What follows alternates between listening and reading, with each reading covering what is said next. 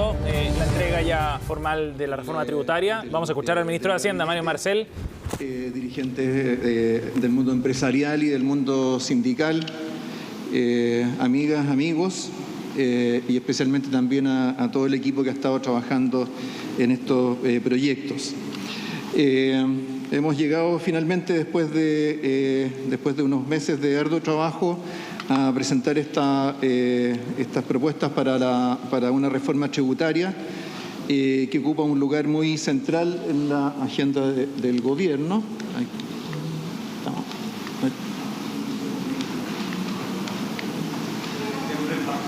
¿Para allá? Ya.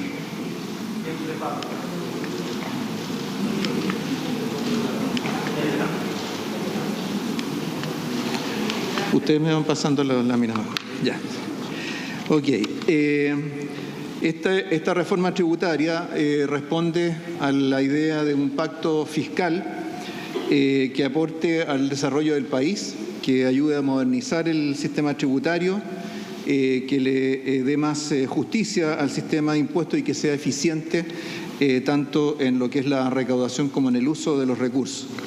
Este es un desafío que nos presentó el presidente hace algunos meses atrás, cuando nos planteó que lo que se buscaba no era solamente una reforma tributaria de este gobierno, sino que un pacto fiscal que más que separar el país entre buenos y malos, lo que buscara fuera apoyar el desarrollo del país sobre la base de un diálogo y acuerdos más amplios que simplemente lo que es el trabajo del gobierno. Por supuesto, esto ocupa un lugar muy importante en la agenda de gobierno. Sabemos muy bien que la reforma tributaria busca generar recursos para financiar buena parte de la agenda de ampliación de desarrollo de derechos sociales, de diversificación productiva, de descentralización, pero al mismo tiempo también busca mejorar el sistema tributario. Y en esto una primera referencia es cómo nos ubicamos en términos de carga tributaria. Hemos tenido algunas discusiones, han surgido estudios, intervenciones públicas, pero en definitiva lo que todos esos estudios muestran es que en términos de carga tributaria, es decir, recaudación tributaria como porcentaje del producto, nos ubicamos por debajo del promedio de los países de la OCDE. En magnitudes que la propia OCDE ha estimado en alrededor de 8 puntos del producto. Esto incluyendo dentro de la recaudación las cotizaciones para la seguridad social, que siempre es un problema en la comparación de estos datos. Entonces, tenemos una brecha que es importante y una brecha que se expresa especialmente en algunos componentes del sistema tributario, como es particularmente la tributación de la renta personal y la tributación de la propiedad. En esos casos, como se ve acá en este gráfico, en el caso de ingresos personales estamos muy por debajo del promedio de la OCDE actual e incluso por debajo del promedio de la OCDE en los años 70. En el caso de los impuestos a la propiedad también nos ubicamos por debajo de esos puntos de comparación.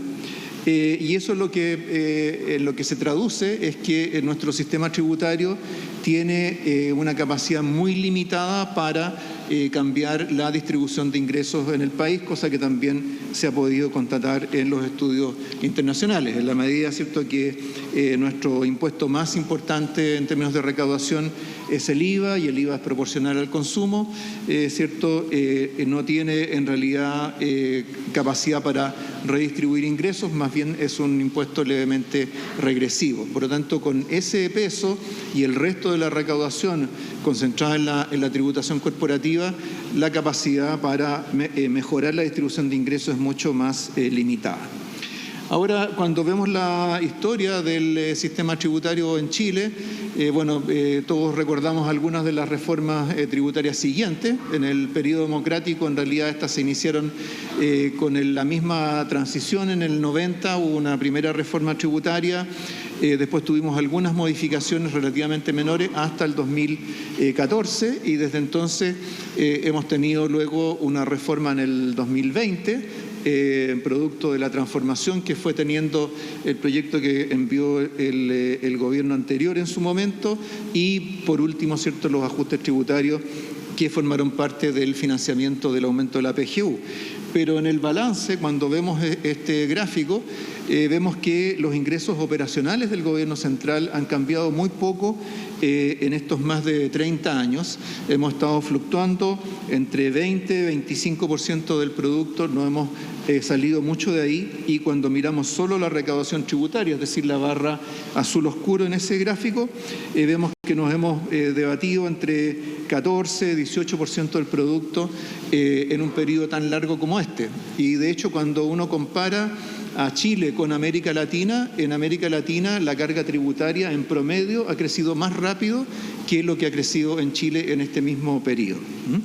Entonces, más allá de lo que hizo cada una de las reformas tributarias de las últimas décadas, la verdad es que en términos de la movilización de recursos para los fines que persigue el Estado, en términos de equidad, de promoción del desarrollo, etcétera, ha sido relativamente limitada. Ahora, para nosotros era muy importante en este caso, y recogiendo, ¿cierto?, la idea de pacto fiscal, era muy importante recoger la opinión ciudadana, las visiones de los ciudadanos sobre el sistema tributario. Esto se hizo durante los diálogos sociales para la reforma tributaria que lideró la subsecretaria Claudia Sangüesa con nuestro equipo tributario. Recorrieron todo el país, participaron centenares de representantes de organizaciones, también hubo diálogos técnicos, y de aquí nosotros extrajimos un conjunto de principios que debería cumplir un sistema tributario en Chile, independientemente, ¿cierto?, de cuál sea la orientación de gobierno, porque esta es una opinión, ¿cierto?, son opiniones recogidas de la ciudadanía, de gremios, de organizaciones. Y estos principios que los presentamos hace unos días atrás en este mismo espacio, apuntan en primer lugar a la progresividad y la equidad, donde para muchas personas el tema de equidad se expresa en términos de que las personas paguen lo que les corresponde, y ven como muestra de inequidad no solamente la estructura del sistema tributario, sino que las oportunidades de elusión que éste genera para quienes tienen los recursos para poder utilizar esos resquicios. Entonces, un tema muy importante es este de progresividad y equidad. También se le pedía al sistema tributario transparencia y eficiencia. Eficiencia no solamente, ¿cierto?, en el uso de los recursos, sino que en la generación de los mismos, facilitando, ¿cierto?, el trabajo de los contribuyentes. Un compromiso con el cumplimiento tributario, recogiendo, ¿cierto?, esta idea de equidad en el sentido de que se pague lo que corresponde. Simplicidad, para que se entienda bien, ¿cierto?, en qué consiste nuestro sistema tributario, y cuando eso no ocurre, ¿cierto?, apoyar con educación y asistencia al contribuyente, es decir, que el Estado se aproxime al contribuyente no solo para controlarlo, sino que también para ayudarlo a entender el sistema tributario, ayudarlo o ayudarla a cumplir con sus obligaciones. Corresponsabilidad, que en este caso, ¿cierto?, nos afecta mucho a nosotros como responsables del gasto público, a todos los que estamos acá, que trabajamos en el Ejecutivo, a los parlamentarios que participan en las decisiones sobre el presupuesto, sobre programas públicos, en el sentido de que el que las personas paguen impuestos no significa que nos estén regalando la plata, significa que hay una obligación de quienes recibimos esos recursos de usar esos fondos con la mayor responsabilidad, transparencia y eficiencia. También se nos pedía estabilidad y certeza, es decir, ¿cierto?, especialmente para quienes hacen inversiones, para quienes desarrollan un negocio, ¿cierto?, saber cuál va a ser el sistema tributario que los va a regir, y finalmente adaptabilidad, es decir, que el sistema tributario sea capaz de irse adecuando en el tiempo a los cambios que van ocurriendo en la economía y en la sociedad. Y esto se expresa en algunas de de las frases que recogimos en el curso de estos diálogos ciudadanos, en el sentido de que las personas perciben cierta inequidad, importante inequidad en el pago de impuestos y demandan más justicia en el control de la evasión y de la elusión, y también nuevamente usar bien los recursos. Con todo esto, ¿cierto?, lo que tenemos que hacer en esta reforma tributaria es preocuparnos de que esta sea una reforma que responda, que cumpla con estos principios, pero además tiene ciertos objetivos que son propios. Y estos objetivos parten, ¿cierto?, por un objetivo, por una meta recaudatoria, de recaudar 4,2% del producto en un plazo de 4 años, como quedó expresado en el acuerdo de implementación programática, sumándole a estas cifras, ¿cierto?, el 0,7% del producto que ya se comprometió en las medidas tributarias para financiar la PGU. Pero también, además de la recaudación, lo que buscamos es fortalecer la justicia distributiva, aumentando la progresividad del sistema tributario y reduciendo los resquicios y las oportunidades de planificación tributaria agresiva. También, siguiendo, ¿cierto?, estos principios recogidos en los diálogos ciudadanos, aumentar la legitimidad recaudatoria, haciendo un buen uso de los recursos, usándolos con transparencia, modernizar nuestro sistema tributario para incorporar tendencias globales en tributación, tendencias globales en términos de cómo se desarrollan ciertas actividades, y recogiendo, ¿cierto?, el desarrollo de nuestro sistema financiero, y finalmente de eficiencia, en primer lugar facilitándole el trabajo a los contribuyentes, reduciendo los costos de hacer las declaraciones de impuestos, reduciendo los costos de cumplimiento, reduciendo los incentivos a formas organizativas o societarias orientadas a reducir o eludir impuestos, rebalancear los ejes de fiscalización, un tema muy importante, ¿cierto?, para los funcionarios de impuestos internos, a los cuales aprovecho de saludar a través de su director y sus dirigentes que también tenemos acá. ¿Cierto? En el sentido de que hoy día, ¿cierto?, hay una parte importante del trabajo del ente fiscalizador que está dedicado a tareas administrativas vis a vis lo que es más importante, que es la fiscalización. Entonces también parte de las ganancias de eficiencia tienen que ver con el trabajo de impuestos internos, institución a la cual también le importa mejorar la información para el trabajo de fiscalización y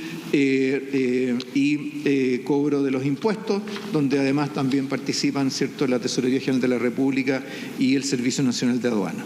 Entonces, con todos estos objetivos, metas, principios, llegamos a una reforma que tiene la estructura que se resume en este gráfico, donde dentro de estos objetivos que hemos fijado tenemos un componente que es de tributación de las personas, tributación de impuesto a la renta, la reforma que se va a mostrar, que voy a explicar a continuación para el impuesto a la renta, la creación de un impuesto a la riqueza, luego reducción de exenciones, reducción de la elusión, mejor fiscalización, un nuevo royalty a la minería e impuestos correctivos, ¿cierto?, que son los impuestos específicos o subsidios que buscan cambiar los precios relativos a la economía para orientar el comportamiento de las personas, de las empresas, para adecuarse a los precios sociales de lo que hacen. Ahora, ligado a cada uno de estos componentes, que a su vez se traducen en los proyectos que vamos a discutir durante los próximos meses, está el uso de los recursos. Entonces, donde estamos recaudando desde las personas, fundamentalmente la reforma al impuesto a la renta, con esos recursos, ¿cierto?, lo que vamos a buscar es financiar la ampliación de derechos sociales en temas como la salud, el fortalecimiento de la pensión garantizada universal, el desarrollo de un sistema de cuidados.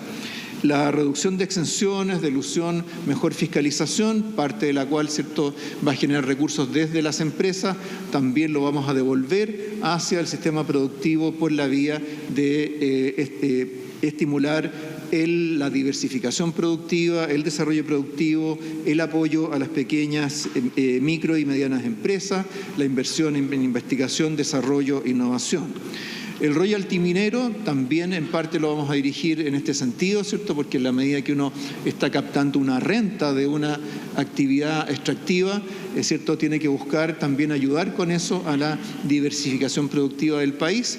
Pero además la minería tiene también, ¿cierto?, una base territorial muy distinguible y por esa razón también parte de los recursos de la recaudación de la reforma del royalty minero va a ir a las regiones, lo mismo que la recaudación de los impuestos correctivos. Y vamos a ver después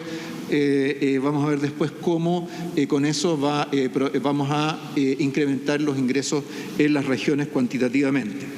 Ahora, como todo esto que he descrito tiene que ver con el gasto, entonces parte de nuestro esfuerzo en esta reforma va a orientarse también a mejorar la programación, la transparencia, la eficiencia en el presupuesto. Vamos a dar ya algunas señales en el presupuesto para el 2023 y vamos a incluir como parte de esta agenda la propuesta de una ley de rentas regionales que está pendiente en Chile hace muchos años y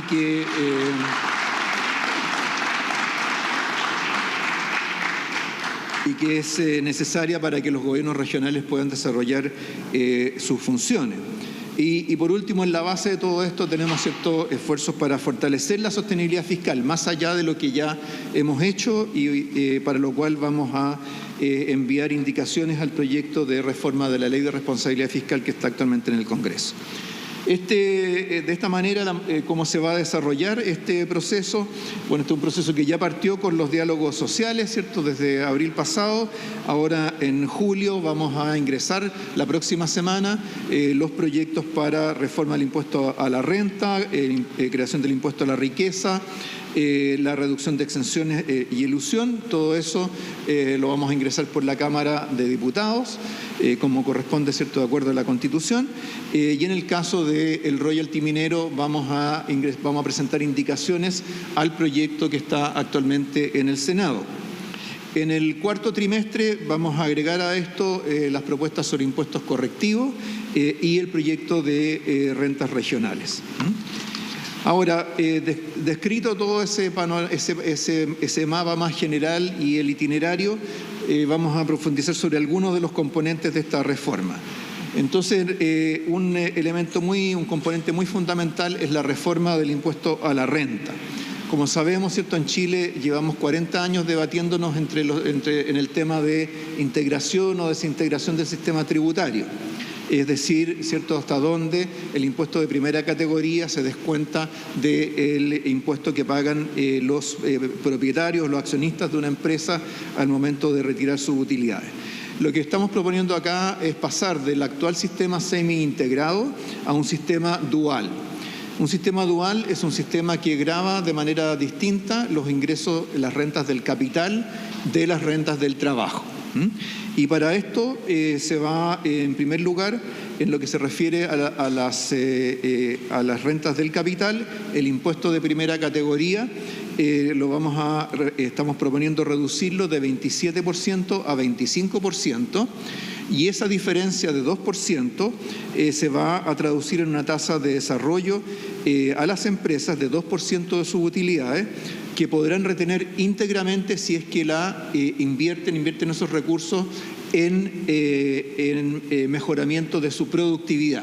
Y aquí estamos recogiendo uno de los temas que nos planteó el presidente en el discurso del 1 de junio, en términos del desafío que tenemos como país de aumentar nuestra productividad y con esto nuestro potencial de crecimiento.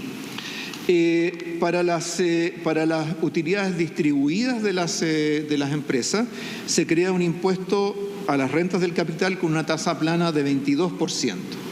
Entonces, esto es diferente, ¿cierto?, de la idea de un sistema desintegrado en que, ¿cierto?, los ingresos por dividendos pasan al global complementario. En este caso, lo que se le va a aplicar es una tasa plana de 22%, que se va a aplicar a los dividendos pagados por las empresas a personas naturales. También se va a aplicar esta tasa a las ganancias de capital. Y en el caso de los contribuyentes de menores rentas que en el global complementario habrían tenido que pagar menos impuestos, se les va a permitir reliquidar en la operación renta con el impuesto, con el global complementario para ajustar su pago efectivo. Es decir, los contribuyentes, personas naturales, que reciben ingresos provenientes del capital en bajas magnitudes o que tienen ingresos relativamente bajos, van a poder reliquidar y pagar menos del 22%. Hay algunos casos especiales dentro de lo que es el impuesto a la renta. Por supuesto, el más importante es el régimen PYME, que lo vamos a ver dentro de un momento, pero antes de eso es importante aclarar que respecto de los inversionistas extranjeros se va a mantener el régimen tributario actual, con lo cual vamos a seguir cumpliendo con todos nuestros acuerdos de doble tributación. Y en el caso de la distribución de utilidades de las empresas hacia sociedades en lugar de personas naturales, se les va a aplicar un impuesto de 1,8% a las utilidades retenidas en esas sociedades en la medida que sean sociedades que perciban rentas fundamentalmente pasivas. ¿Qué es lo que estamos buscando con esto? Estamos buscando, ¿cierto?, que la creación de estructuras societarias verticales tenga un objetivo organizacional y no un objetivo de reducción de impuestos y que entonces, ¿cierto?, no se vayan dejando guardados, por así decirlo, utilidades en estructuras societarias, utilidades que en definitiva deberían generar el pago de impuestos por parte de los accionistas.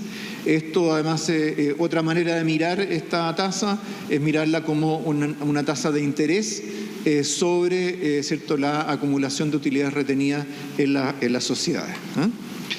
En el caso de las rentas del trabajo, el impuesto de segunda categoría y global complementario, esta es la tabla, todos los que ¿cierto?, pagan impuestos están familiarizados con ella. Básicamente lo que estamos haciendo acá es modificar la escala de tasas desde la mitad de esta escala hacia arriba, es decir, a partir de 4 millones de pesos de renta mensual promedio, y eso significa a partir del tramo de 70 a 90 unidades tributarias anuales, se modifica la tasa, hay alguna modificación adicional en la magnitud de los tramos, terminando con una tasa marginal máxima de 43%. Este 43% es un número importante porque es igual a el efecto combinado de la tasa de primera categoría de 25% y la tasa del impuesto a las rentas del capital de 22%. Es decir, en el tope de la tabla se van a igualar, ¿cierto?, estas tasas, lo cual permite que el sistema tributario sea más armónico. Esto lo podemos graficar de esta manera. Acá en este gráfico tenemos esa línea quebrada, ¿cierto? Son las tasas marginales. La línea rosada corresponde a la tasa efectiva, es decir, la tasa media, cuando se van combinando, ¿cierto?, las tasas marginales por los distintos tramos de ingresos. Y lo que es interesante acá es compararlo con la línea amarilla, que es la distribución de ingresos en la población.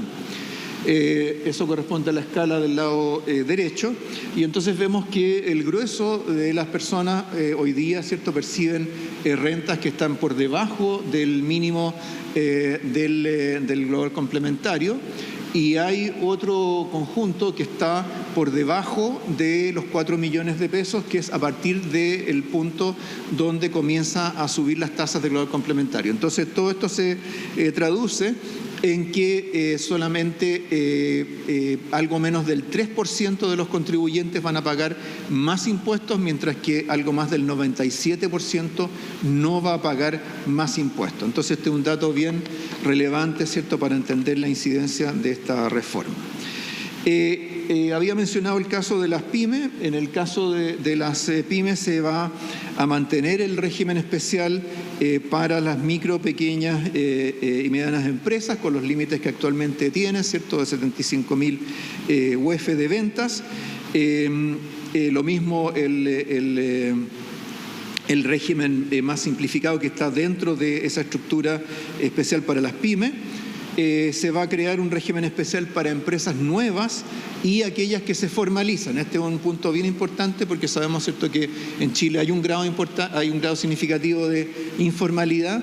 Entonces lo que vamos a hacer acá es que a través del IVA vamos a incentivar que las empresas se formalicen o vamos a ayudar a empresas nuevas que se van creando durante su primer año, con rebajas de IVA escalonadas hasta llegar distribuidas durante los primeros 12 meses de funcionamiento de la empresa. También vamos a agregar incentivos tributarios al pago de facturas en 30 días, un tema que ha sido planteado muchas veces por las organizaciones de las pymes. Se va a facilitar la transición al régimen general de las pymes que crezcan.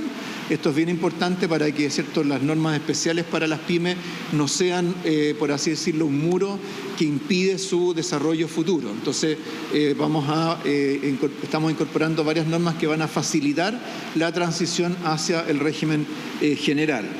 Y en el caso de la renta presunta, donde estamos bajando los límites de renta presunta, lo vamos a hacer en un periodo de 4 años en 2 escalones, de tal manera que haya tiempo suficiente para las empresas para que adopten o desarrollen su contabilidad y puedan operar adecuadamente dentro del sistema, probablemente el régimen PYME, que es el que en muchos casos se les va a aplicar. El impuesto a la riqueza se resume en esta tabla. Estamos en este caso optando por un impuesto a la riqueza que parte del equivalente a 5 millones de dólares de patrimonio, es decir, hasta 5 millones de dólares de patrimonio no se va a aplicar el impuesto a la riqueza. Luego vamos a tener un tramo entre 5 y 15 millones de dólares con una tasa de 1%, y de 15 millones de dólares para arriba se va a aplicar una tasa de 1,8%, donde estas tasas se van a aplicar sobre patrimonios que incluyan participación en sociedades, inversiones financieras, bienes raíces, vehículos y otros bienes, siempre que tengan una valoración superior a el equivalente a $100.000, y con criterios de valoración bastante simplificados para que esto no sea un régimen particularmente costoso y complejo de aplicar o de fiscalizar. Luego, en términos de justicia y de eficiencia, bueno, ya mencioné, cierto, que en lo que se refiere a las personas, 97% de las personas naturales van a mantener su tasa de impuesto en el global complementario y también en los otros impuestos que estamos mencionando, por ejemplo, en el caso del impuesto a la riqueza. Pero además se va a reducir significativamente los costos de cumplimiento tributario. Vamos a eliminar cientos de casilleros en un conjunto de formularios de impuestos internos. Se van a eliminar algunas de las declaraciones juradas que hoy día se requieren. Se van a simplificar otras y, por lo tanto, como vamos a ver dentro de un momento, el costo del cumplimiento tributario vamos a poder reducirlo de manera importante. Además de esto, estamos incluyendo algunos beneficios para la clase media. Se va a incluir como exención los pagos por arriendo de viviendas, en que las personas van a poder deducir de su base imponible el impuesto personal, el gasto por arriendo, con un tope de 8 unidades tributarias anuales, equivalente a 450.000 pesos mensuales. Con esto vamos a establecer mayor equidad respecto del beneficio que ya existe de exención de los intereses en crédito hipotecario. Entonces vamos a tener un reconocimiento de los gastos en vivienda, tanto de quien está comprando su casa con un crédito hipotecario o el que la está arrendando. Además, vamos a incluir también una exención o una rebaja, ¿cierto?, de la base del impuesto para objetivos de cuidados familiares. Es decir, las personas naturales van a poder reducir de su base imponible el gasto asociado al cuidado de niños menores de 2 años, el cuidado de personas con dependencia severa y adultos mayores. esto con un tope de 10 unidades tributarias, es decir, 550.000 pesos mensuales. Y con esto vamos a contribuir a enriquecer, ¿cierto?, y a incentivar el sistema de cuidados, que forma parte muy importante de la agenda del gobierno y que nos ha sido planteado muchas veces también por las parlamentarias y parlamentarios. Un tema importante en esta reforma va a ser la reducción de exenciones, reducción de la evasión y de la elusión. Para esto se va a limitar la exención del pago de intereses hipotecarios a un crédito. ¿Cierto?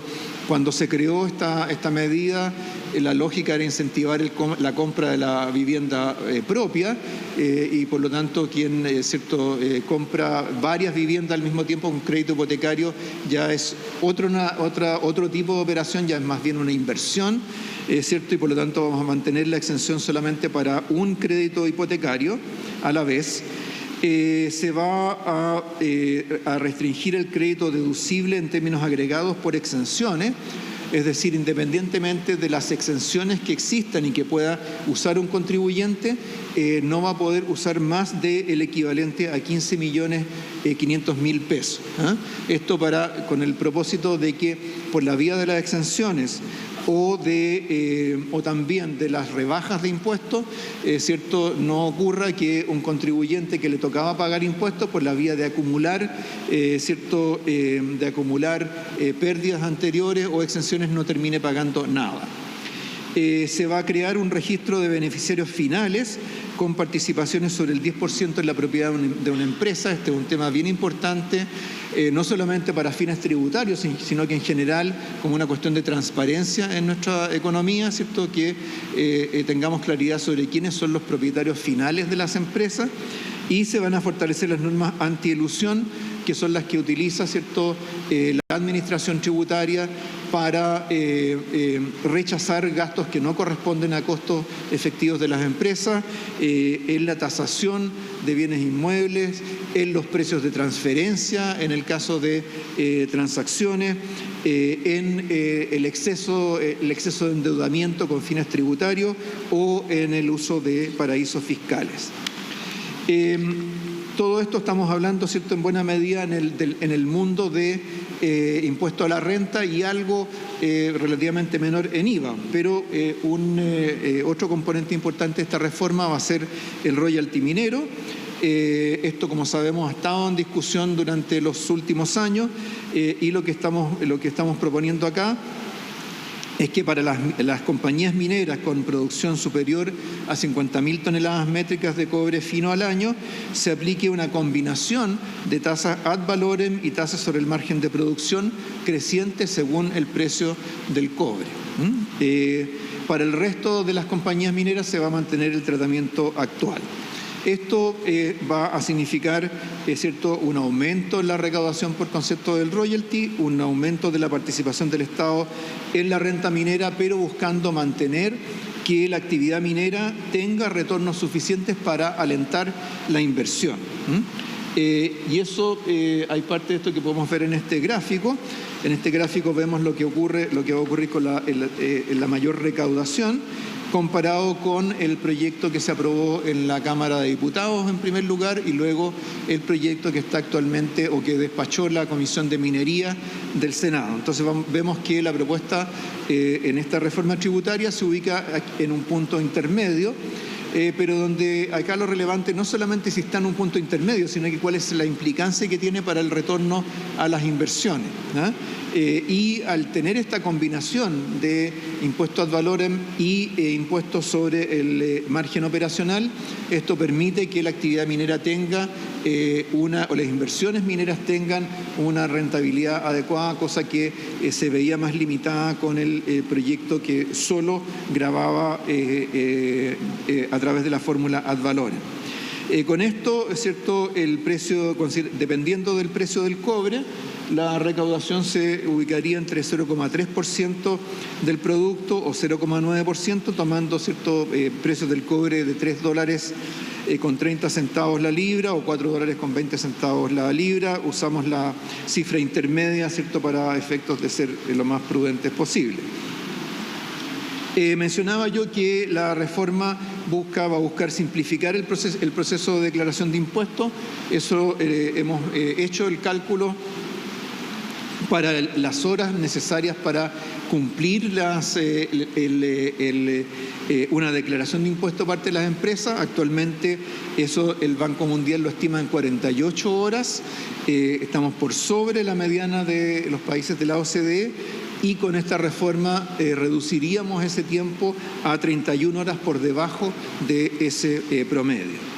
En términos de recaudación, en la lámina siguiente, entonces vemos que la recaudación va a empezar fundamentalmente desde el año 2024.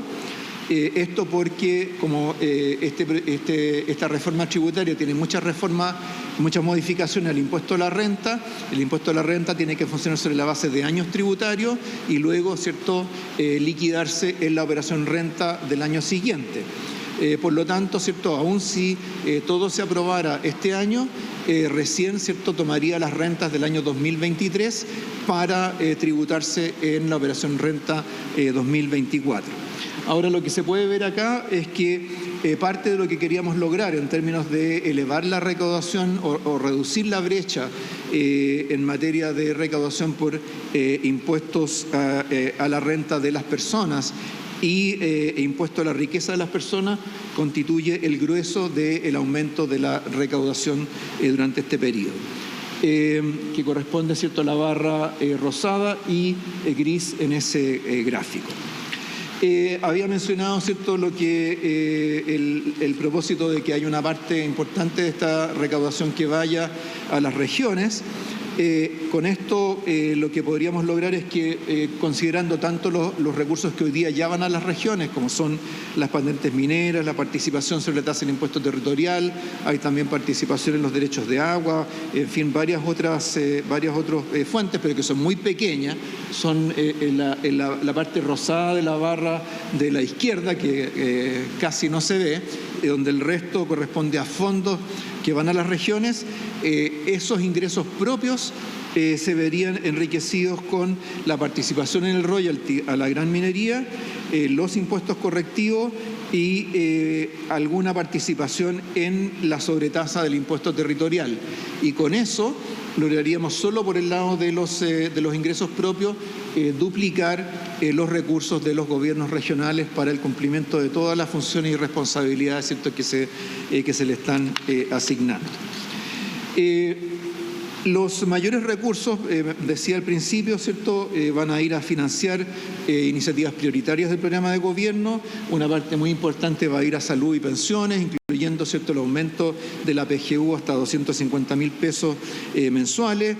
Van a ir a alimentar el Fondo Universal de Salud, a reducir las listas de espera hospitalarias. En el caso de educación y cuidado, nos va a permitir financiar inversiones en infraestructura educativa, en desarrollar y consolidar el sistema de cuidados y en materia de desarrollo productivo, infraestructura de descentralización, ¿cierto?, va a permitir financiar un plan de emergencia habitacional dentro de las metas que se han establecido de 260.000 nuevas viviendas, además, ¿cierto?, de los temas de diversificación productiva que ya he mencionado y los recursos para los gobiernos regionales. Con esto, en términos de las brechas con los países de la OCDE en materia de impuestos personales, vamos a reducir esa brecha en el caso del impuestos personales a la renta prácticamente a la mitad. Todavía nos va a quedar una brecha por cubrir, fundamentalmente porque la base de los impuestos a la renta personal en los países de la OCDE son más amplias que lo que son en Chile. Pero avanzar desde un 2% del producto hasta 3,5% del producto ya es un paso importante. Y en el caso de los impuestos a la propiedad también nos vamos a acercar a reducir esa brecha. Concluyo, es cierto, señalando que la mayor recaudación va a venir acompañada de un compromiso importante en términos de mejorar la calidad del gasto público, mejorando la transparencia, difundiendo mejor los contenidos del presupuesto, aumentando la eficiencia en el gasto público, por ejemplo, presentando los gastos que tienen un destino, un propósito común en programas presupuestarios, de tal manera que no tengamos que, ¿cierto?, los parlamentarios, el público, los periodistas, ¿cierto?, estar buscando en distintas partes del presupuesto dónde están los recursos para fomento productivo, para ciencia y tecnología, etcétera. Lo vamos a poner en un mismo programa presupuestario, independientemente de quién haga el uso final de esos recursos. Vamos a también, como decía, aumentar la resiliencia de las finanzas públicas, tener mejores seguros contra catástrofes naturales, ¿cierto? También que operen en el ciclo cuando la economía está más débil, y en esto vamos a trabajar conjuntamente con el Congreso y con la sociedad civil. Es decir, nos tomamos muy en serio la responsabilidad que significa, ¿cierto?, estarle planteando al país una reforma tributaria de esta envergadura.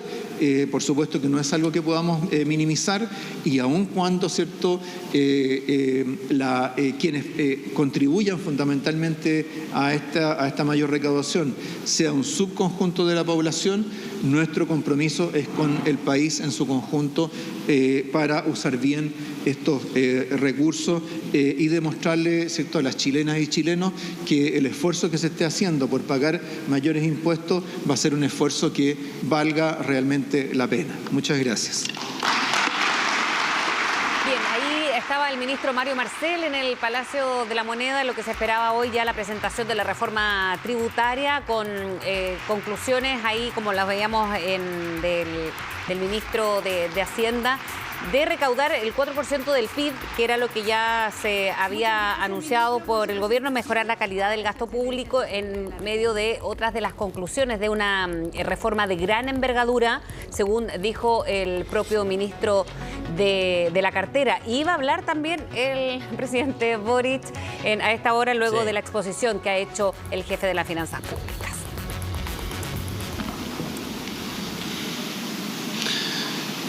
Sospecho que,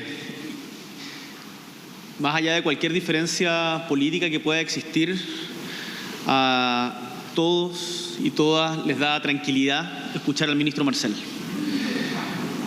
Y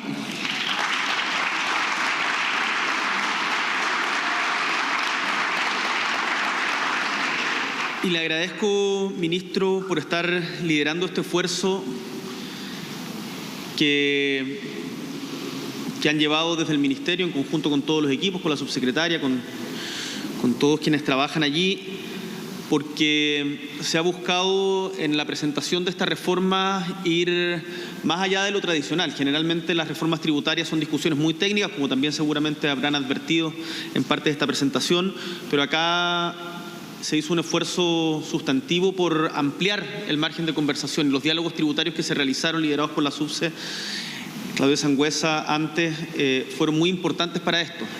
Los 8 principios a los que hacía alusión el ministro Marcel van más allá de un gobierno de turno. Son los principios de justicia que inspiran el pacto tributario que le estamos planteando al país. Y en esto quiero recordar el sentido más profundo de una reforma tributaria, y me gustaría, no podía evitar, mientras escuchaba la presentación del ministro Marcel, vincularlo con la lluvia. Cuando uno despierta y está lloviendo en Santiago, lo primero que pensé es, oh, qué alegría, vamos a reducir el déficit hídrico. Pero inmediatamente después uno piensa, chuta, ¿qué va a pasar en Los Espejos? ¿Qué va a pasar en el bosque? ¿Qué es lo que va a pasar en los sectores con viviendas más precarias? ¿Qué es lo que va a pasar con la gente que vive en situación de calle? Creo que la lluvia, desde ese punto de vista, expresa también un problema latente que tenemos en Chile, que es que cuando los efectos de las cosas no todos los viven por igual. Y el objetivo de una reforma tributaria es justamente avanzar en mayor equidad, avanzar en mayor igualdad, avanzar en mayor cohesión social. para que todos estemos un poquito más protegidos cuando caen estas gotas y nos podamos alegrar en conjunto. Esos son los derechos sociales. Los derechos sociales que buscamos financiar de manera responsable con ingresos permanentes para gastos permanentes, es darle un colchón de seguridad, tranquilidad, certidumbre a las familias de Chile, en educación, en salud, en desarrollo regional, en equidad territorial. Los fondos que recaudemos, más allá de lo específico que mencionaba el ministro, nos van a permitir también liberar otros espacios. Por ejemplo, una de nuestras propuestas del programa de gobierno es aumentar significativamente el Fondo Común Municipal para tener una mejor distribución de los ingresos por comuna. Y si logramos el consenso que esperamos lograr en el Congreso con esta reforma, creo que todos vamos a poder estar satisfechos y orgullosos. Como he reiterado y voy a seguir insistiendo en esto, esta reforma es a favor, es por una mayor equidad, por una mayor cohesión social y no es en contra de nadie. Es para una mejor distribución de la riqueza que entre todos generamos y que, como decía antes, nos va a permitir financiar derechos sociales, pero además es una reforma tributaria que, como ha sido planteada por los equipos de Hacienda, tiene innovaciones importantes. Innovaciones importantes que se hacen cargo también de los debates que hemos tenido en Chile en el último tiempo. Lo decía el ministro, los incentivos al aumento de la productividad en las empresas. En Chile uno de los grandes problemas que tenemos y que es un tapón al crecimiento potencial que tiene nuestro país, que tiene un tremendo potencial, es que la productividad está estancada hace casi 10 años. Generar un incentivo tributario de reducción de impuestos a quienes invierten en mejorar la productividad de sus empresas apunta justamente en esa dirección. El incentivo a los cuidados creo que es tremendamente relevante y se engarza con la perspectiva de género y la transversalización de género que deben tener todas las políticas públicas que impulsemos desde el gobierno. Creo que es tremendamente importante el carácter que se aplaudía por ahí, el carácter regional también que tiene esto. Equidad territorial. Recién venimos llegando de la región de Arica y Parinacota, en donde fuimos en particular a la comuna de Camarones, en donde, según nos contaba la misma gente de allá, hace 50 años, y por lo tanto no es un problema de un gobierno o de otro, es un problema del Estado, no ha habido inversión pública, 50 años. Entonces, el poder tener más recursos para utilizarlos de manera eficiente, transparente, mejorando y cuidando el gasto, que sabemos que es una preocupación en tiempos de alta inflación importante, es algo que yo destaco de esta reforma, que aborde todos esos elementos. La simplificación. Y otro aspecto que me gustaría destacar es el apoyo a las pymes. Esta reforma tributaria no le sube los impuestos a las pymes, sino que busca incentivos para que se sigan desarrollando y tengamos una mejor y mayor competitividad en nuestra economía, que las pequeñas y medianas empresas puedan tener mayor participación en el mercado. Por eso había una lámina en que abordaba, por ejemplo, los incentivos tributarios al pago a 30 días. Es un proyecto completo, pero que, por cierto, está sujeto a la discusión democrática de la Cámara de Diputados y el Senado, en donde esperamos recibir los aportes que puedan realizar los parlamentarios y esperamos contar con su buena voluntad para que esta reforma la podamos sacar en los plazos establecidos. Sin prisa, pero sin pausa. Hemos decidido dividir la reforma en diferentes proyectos y además generar espacios de diálogo con las diferentes bancadas, tanto de gobierno como de oposición, como con quienes no son ni de gobierno ni de oposición, que nos parece tremendamente importante poder dialogar con todos, recoger las observaciones de todos y todas. Estoy seguro de que con lo presentado hoy y con la discusión que demos en el Congreso vamos a estar un paso más cerca de un nuevo pacto fiscal para avanzar hacia un desarrollo más sostenible en términos sociales, en términos económicos, en términos medioambientales y por sobre todo de construir un país más justo y más digno para todos y todas. Muchas gracias, ministro, muchas gracias a todos los equipos y a todos los aquí presentes.